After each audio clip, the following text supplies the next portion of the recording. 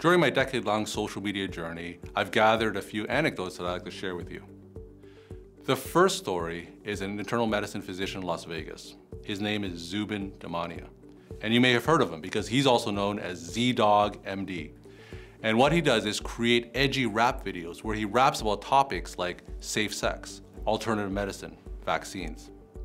One of his more famous videos is a Michael Jackson parody called Manhood in the Mirror, where he raps about testicular self-exams. And ever since that video got put up on YouTube, he gets calls from clinics across the country saying they're diagnosing more testicular masses because that video is being played in their waiting rooms. And as Zubin said in one of his talks, he had more public health influence dressed in a bathrobe, rapping in his bedroom on YouTube than he ever did while working in a hospital.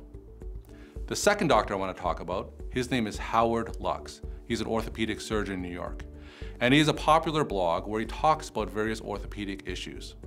And his patience in the exam room drives what he blogs about. When his day is done, he sits in the office and he'll think about the most common questions that were asked. And he'll spend a few minutes and dictate answers to those questions so they could be transcribed on his blog. And those 5 minutes of effort will pay off for years to come. Because whenever someone asks those same orthopedic questions on Google, there's a good chance that his blog will show up on the first page of results. And that could only expand his presence and cement his authority on the web.